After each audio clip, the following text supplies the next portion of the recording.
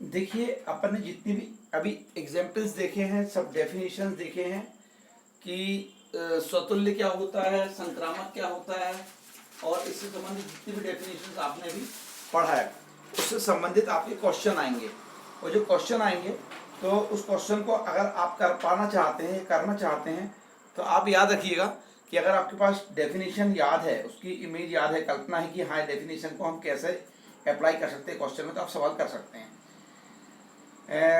To be continued study में हम आज पार्ट 4 की तरफ जा रहे हैं। 12th है हमारा, मैथमेटिक्स है और अध्याय 1 है। चूंकि इसके सवाल ज़्यादा कर आते हैं तो बच्चे नहीं कर पाते, इसीलिए हमने 9 तारीख के लिए तो तैयार किया। हम बार बार याद दिला रहे हैं आपको, देखते रहिएगा आप, इसमें आपको फ़ायदा मिलेगा और ये लगेगा कि हमने देख के बहुत अच्छा किए थे।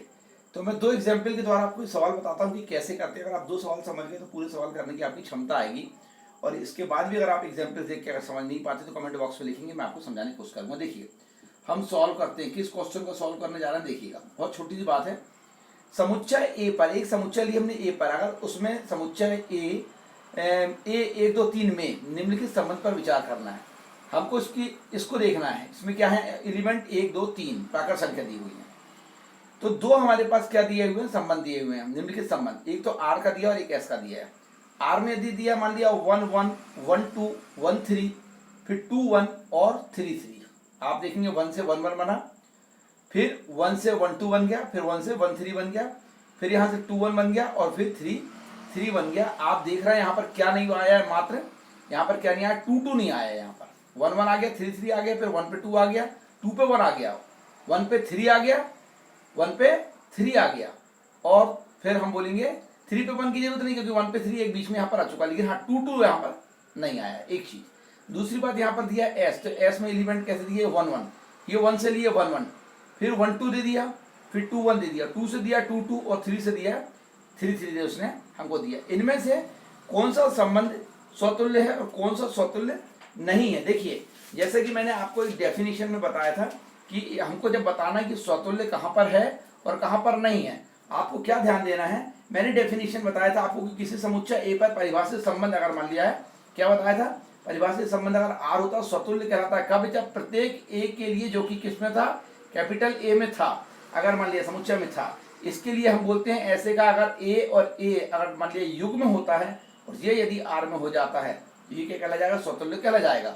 और यदि मान लिया ऐसा नहीं है, ऐसा नहीं, कैसा नहीं है, किसी समुच्चय ए पर संबंध आर, क्या बोलेंगे, किसी समुच्चय ए पर संबंध आर स्वतुल्य नहीं होता है। कब नहीं होता, यदि मान लिया ए में एक ऐसा अवयव विद्यमान हो ए, और इस ए के लिए यदि हम बोले इसका युग्म ए और ए यदि मान लिया उस आर के अंदर बिलोंग नहीं करता है तो स्वतुल्य नहीं होगा। स्पष्ट है, किसी समुच्चय ए में संबंध आर स्वतुल्य होगा यदि और केवल यदि कि उसकी आइडेंटिटी की बात मैंने किया था कि अगर मान ली जाए आइडेंटिटी ए, तो ये वाला जो अगर होता है ये भी किसका सबसेट हो जाता है, आर का। ऐसी स्थिति में ये हो जाता है। ये अपने डेफिनेशन देखे थे, उस डेफिनेशन को हम यहाँ पर लगाते हैं। बस जितना मैंने कहा ये ही हमको समझना है, और ये समझ गया तो क्वेश्चन बिल्कुल समझ में आ जाता है। देखिए कितना स्पष्ट होता है। तो डेफिनेशन को एक बार दो बार अगर आप पढ़ते हैं समझ में आता है।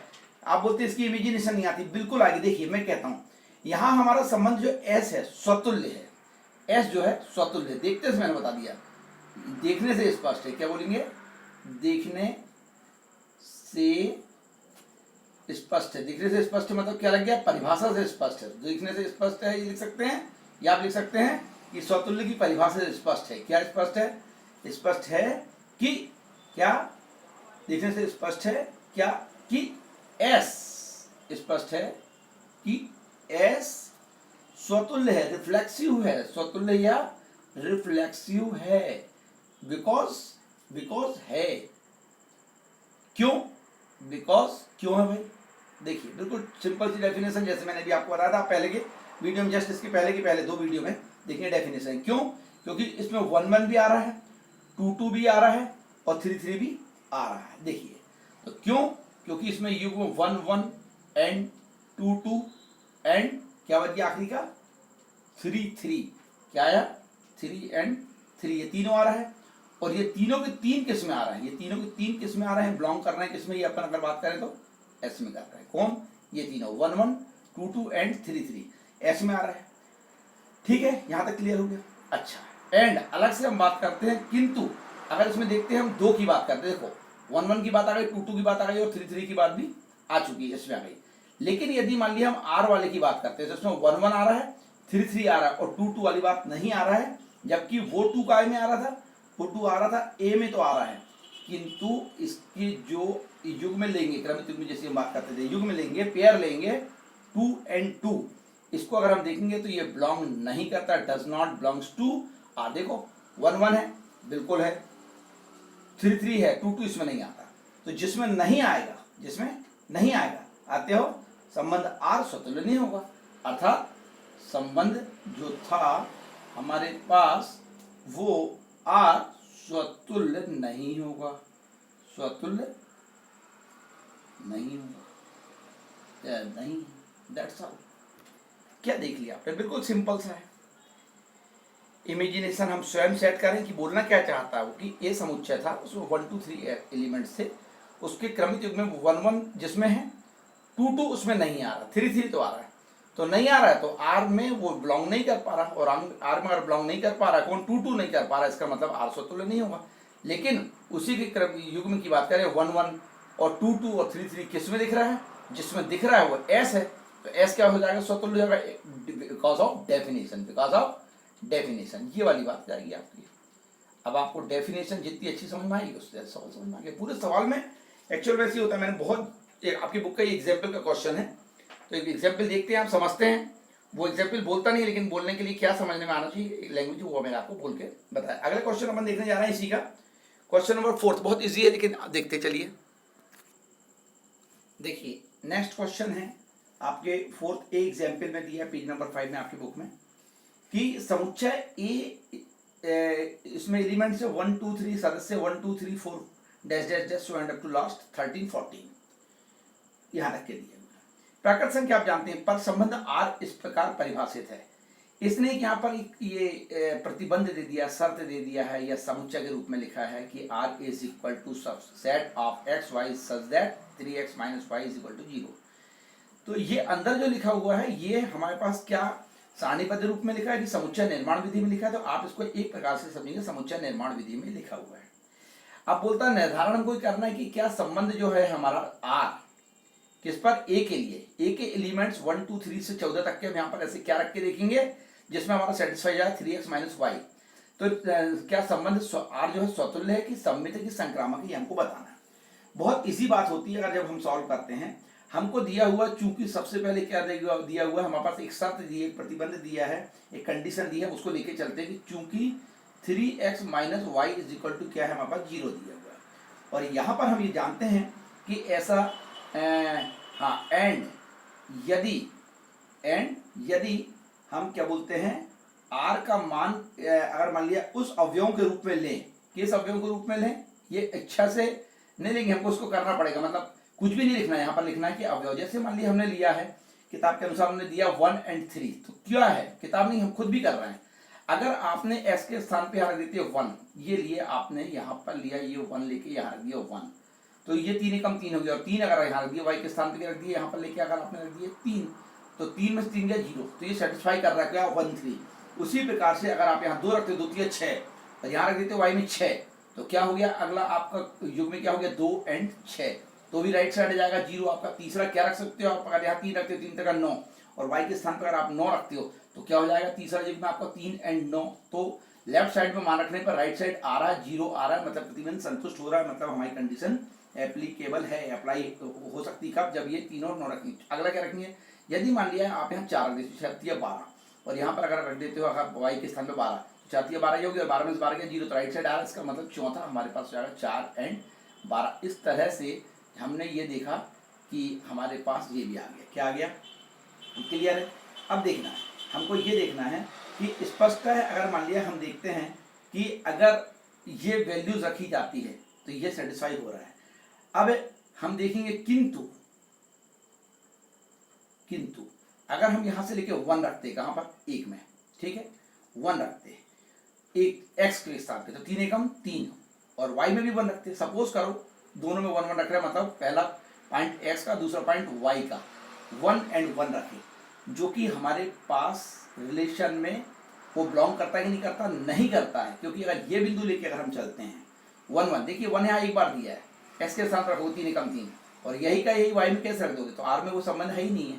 रखते तो 3 एकम 3 यहाँ होता है, यहाँ रखते तो क्या होता, 3 में से क्या 2 बचता, तो राइट साइड कभी आ भी नहीं पाता, इसलिए 1 और 1 जो हमारे पास जो बिंदु था जिसमें युग्म के रूप में, वो does not belongs to R करता है। इसका मतलब ऐसा हो गया कि अतएव समुच्चय ए पर संबंध आर स्वतुल्य नहीं है। क्या लिख देंगे, अतः, क्या लिखेंगे, अतः समुच्चय ए पर, समुच्चय ए पर संबंध आर जो है वो संबंध आर, संबंध क्या हो जाएगा, आर स्वतुल्य नहीं है। जैसे हमने एक एग्जाम्पल देखा था, स्वतुल्य नहीं है। हाँ, अगर राइट साइड आ जाता है 3x - y रखने पे, ये वैल्यू 1 1 रखने पे तो था, और हमने पहले भी डेफिनेशन देखी थी, यदि कोई भी एक एलिमेंट ए होता है, अगर कैपिटल ए मतलब समुच्चय में होता है, और उसी के अगर अवयव होते हैं 1 1, और वो अगर आर में हो जाएं तो वो सेटिस्फाई होता है, जबकि 1 1 आर में नहीं आ रहा है, इसलिए स्वतुल्य नहीं होगा। कंडीशन नंबर 2 देख लेते हैं, किंतु हम इसी में देखना चाहते हैं एक बात फिर पुनः, क्या करेंगे, पुनः अगर हमने देखा 1 और 3, 1 और 3 यहाँ से लेते हैं, 1 और 3 दिख रहा है आपको, काय के अंतर्गत, आर के अंतर्गत दिख रहा है, ये किस में बिलोंग करते हैं, 1 और 3 बिलोंग करता है आपका आर में, ये ब्रैकेट लगाना मत भूलिएगा तो समुच्चय है, ठीक है। और इसी को अगर मान लिया हम देख लेते हैं, इसी का उल्टा कर देते हैं, 3 और 1, 3 और 1, इसको अगर हम देखते हैं तो ये बिलोंग करते हैं अगर आर में, तो हम बात आएगी नहीं करता है। क्यों, देखिए अगर मान लीजिए 1 के स्थान पे x है और y के स्थान पे क्या 3 है, तो 1 रखेंगे x के स्थान पे, तो कितना होगा, 3 एकम 3, और y के स्थान पे 3 रखेंगे तो 3, तो 3 में से 3 क्या 0, राइट साइड आ रहा है, बिल्कुल आ रहा है। लेकिन अगर यहाँ पर पहले हम x को 3 ले लेते हैं और यहाँ रखते हैं 3 तक 9, और y के स्थान पे 1 रखते हैं, तो 3 में 9 में से 1 गया तो बचेगा 8, राइट साइड नहीं आ रहा है, इसलिए 3 और 1 का जो युग्म है, पेयर है, ये आर को बिलोंग नहीं करता, इसलिए डज नॉट बिलोंग टू। अतएव समुच्चय ए पर क्या बोलेंगे, अतएव वैसी बात आ जाएगी, समुच्चय ए पर जो हमारा संबंध था, कौन सा संबंध था, दिया गया संबंध आर जो था वो सम्मित नहीं है, सम्मित नहीं है, ये भी क्लियर हो गया, सम्मित नहीं है, ये भी हो गया। बस आपको ये भर ध्यान रखना, क्योंकि हमने सम्मित की परिभाषा से भी देखे कि दोनों पॉइंट को अगर इसमें बिलोंग कर जाता, जैसे एक 3 ने बिलोंग करा तो 3 को भी बिलोंग करना, तो सम्मित होता, नहीं कर पाया इसलिए सम्मित नहीं है। और इसके बाद में हम एक चीज और देखते हैं, एंड लास्ट हम क्या देखना चाहते हैं, हम लास्ट ये देखना चाहते हैं कि यदि मान लिया हमारे पास इसी में से एक पॉइंट और आता है, एक 3 का देख चुके, अब देखिए यदि मान लिया हमने यहाँ पर लिया, सपोज करो एक 3 हमने फिर से लिया, एक 3 और क्या ले रहे हैं हम, 3 9, अगर मान लिया 1 3 और 3 9 ले रहे हैं, देखिए अब लिए हमने 1 और 3, ये किस में ले रहा है, 1 और 3 बिलोंग किस में कर रहे हैं हम, 1 और 3 बिलोंग कर रहे हैं हम आर में, सपोज करिए, ठीक है। यहाँ पर दिया ये तो कर रहे हैं, सपोज क्या करना है, कन्फर्म दिया हुआ है, लेकिन हमने फिर से माने हैं। एंड दूसरा क्या दे दिया उनने, दूसरा ये दे दिया उनने कि हमारे पास एक और दिया कितना, 3 और 9, 3 और 9, ये भी बिलोंग किसमें कर रहा है, आर में कर रहा है, ठीक है। क्यों, देखिए अगर 1 रखते हैं यहाँ पर हम 3x - 1 में, एक x के सामने 1 रखते हैं, ये पहला वैल्यू 1, तो 3 एकम 3, और y के सामने 3 रखते हैं तो 3 एकम 3, 3 में से 3 के 0 हो जाएगा, राइट साइड हो जाएगा। उसी प्रकार यहाँ पर अगर मान लिया हम देखते हैं 3 रखते हैं, अगर हम x के स्थान पे 3 तक 9 और y के स्थान पे 9 रखते हैं, तो 9 में से 9 गया 0, इसका मतलब 1 और 3 भी बिलोंग करता है आर को, और 3 और 9 भी बिलोंग करता है आर को। और हमने इसकी राइट की डेफिनेशन देखे थे संक्रामक की, इसका मतलब 1 और 9 को भी ऐसा ही मैंने पुराने वीडियो में ये इंडिकेट करके दिखाया था, ऐसे लिया था, वहाँ ए ले लिया था, यहाँ ले लिया था सी की, यदि ए भी बिलोंग करता है आर को और बी सी बिलोंग करता है अगर आर को, तो 1 और मतलब ए और सी भी बिलोंग करेगा किसको, आर को। तो इसकी कंडीशन के मुताबिक अर्थात किसको बिलोंग करना चाहिए, 1 और 9 को भी बिलोंग करना चाहिए, किसको, आर को करना चाहिए, लेकिन वो नहीं कर रहा है। क्यों नहीं कर रहा है, देखिए 1 और 9 तो पहली बात तो यहाँ पे दी नहीं है, और दी भी नहीं, और वैसे भी 1 के स्थान पे x के स्थान पे 1 रख के देखेंगे, 3 एकम 3, और y के स्थान पे अगर 9 रखते हैं 9, तो 3 में से अगर मान लिया 9 जाएगा ऋण चिह्न बचेगा, जो कि राइट साइड पे हमारे पास पॉइंट नहीं आ रहा है। इसका मतलब क्या हो जाएगा, इसका मतलब ये हो जाएगा अतएव या अतः, अतएव या क्या बोल देंगे हम, अतः, क्या हो जाएगा, अतः दिया हुआ संबंध आर संक्रामक नहीं है, अतः दिया हुआ संबंध आर संक्रामक नहीं है। लीजिए, और यदि 1 और उसको रखने पर 9 को रखने पर अगर आ जाता है क्या चीज, राइट साइड, तो हम क्या बोलते थे, संक्रामक भी नहीं है, संक्रामक भी नहीं है। भी शब्द क्यों लगा रहा है, क्योंकि इसके पहले हमने एक बता चुके हैं स्वतुल्य नहीं है, और दूसरा बता चुके हैं सम्मित नहीं है, और तीसरा संक्रामक भी नहीं है। ये थी डेफिनेशन। और आप सोच रहे हैं ये क्वेश्चन में कैसे किया हूं, ये क्वेश्चन कुछ नहीं है, ये मैं स्वयं नहीं कर पाता, लेकिन इसको क्यों कर रहा हूं, क्योंकि इसकी डेफिनेशन अपने को क्लियर है। और मैं सच बता रहा हूं, इसके पहले के वीडियो 2 बार देख लीजिएगा तो डेफिनेशन दिमाग में बैठ जाएगी, तो आप ऐसे करते चले जाएंगे। ये इस तरीके से पूरी क्वेश्चन आई होप इसको करते रहेंगे। जहाँ पर भी आपको जो नहीं बनेंगे वो आप पूछेंगे, आप अपन इसके जस्ट बाद में एग्जाम्पल तो आपके ऊपर छोड़ देते हैं कि जो नहीं बनेगा तो आप देख लेंगे। हाँ, सब में आपको ये याद रखना है कि स्वतुल्य सममिति संक्रामकता, स्वतुल्य सममिति संक्रामकता ये आपको बताना है। जहाँ पर बताते जाएंगे वहाँ पर ये संबंध हो जाएगा कि है स्वतुल्य या नहीं है, संक्रामक है या नहीं है, स्वतुल्य है या नहीं है, सम्मित है या सम्मिति है या नहीं है। तो सिमिट्रिक, तो सम्मिति जो लिखा हुआ है एक्चुअल में सम्मिति भी होता है। क्या है? सम्मिति। इसको सम्मिति जहाँ लिखा है उसको सम्मिति अगर आप मान ले तो कोई बुराई नहीं है। कई जगह सम्मित लिखा है, कई जगह सम्मिति लिखा हुआ है। ठीक है, तो आई होप ये भी आपको समझ में आ गया। अब अपन देखते जा रहे हैं तुल्यता वर्ग की तरफ। चलिए, सबसे पहली बात तो मैं आपको ये बता दूं कि ये सम्मिति जो शब्द है इसको सम्मिति ही लीजिएगा। किताब में एक जगह गलत दे दिया था इसलिए मैंने दे दिया सम्मित शब्द पढ़िएगा।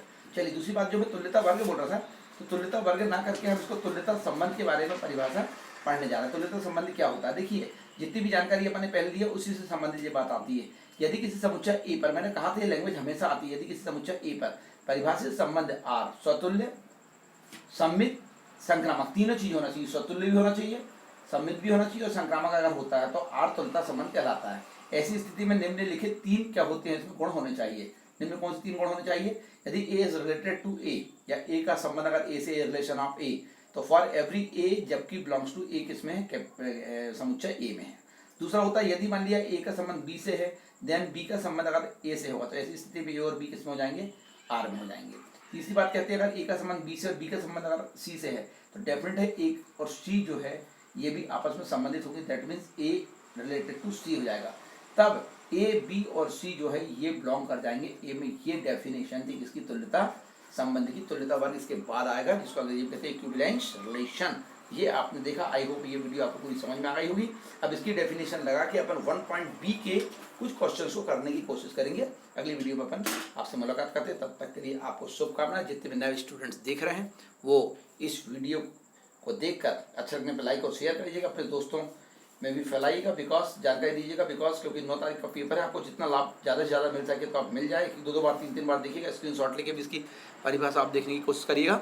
हाँ, आपको ये जितने नए स्टूडेंट्स देख रहे हैं इस साइंस विजन चैनल को सब्सक्राइब बिल्कुल कर लीजिएगा। बिकॉज ये स्टार्टिंग से ये कंटिन्यू चलती रहेगी। टू बी कंटिन्यूड स्टडी में ये पार्ट 4 आ रहा है। पूरी मैथमेटिक्स हो जाएगी और अपने सभी दोस्तों को जानकारी दे देंगे। प्ले स्टोर पर भी जाके आप इसको देख सकते हैं। इसी शब्दों के साथ अगले वीडियो में फिर आपसे मुलाकात होती है, अगले टाइटल में, अगली स्टडी में। All the best.